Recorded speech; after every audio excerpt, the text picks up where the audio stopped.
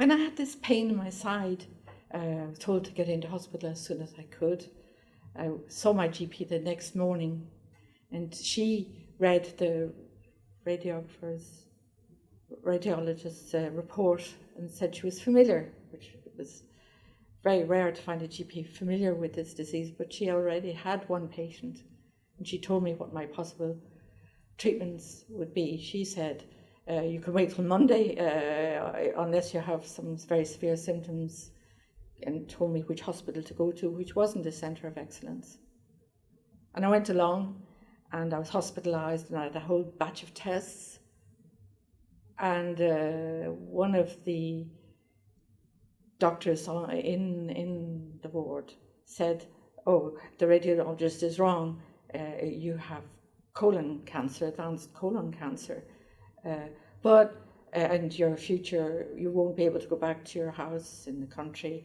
You must have chemotherapy straight away, but we do have to wait for the biopsy," which took 3 weeks.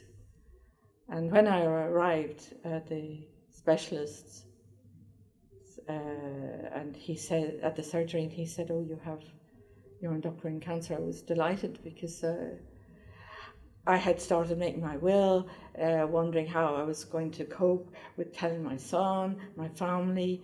I felt, I'm too young to die. I didn't want to think about it. I didn't know what to tell anybody. My husband was frightened. I was frightened. It came on, it's like a bombshell. And he says, "Well, you've got carcinoid cancer, confirmed it." And I was relieved because of what the GP had told me. But it took me 4 months to have any sort of feedback because I was at the wrong hospital. I wasn't in a centre of excellence.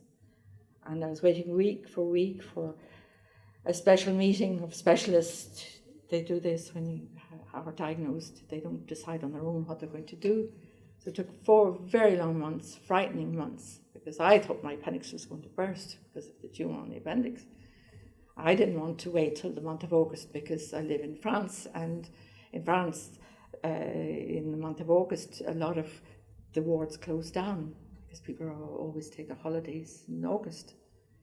So it was very, very frightening, and it seemed to me a very long 4 months, and I had no feedback, no information.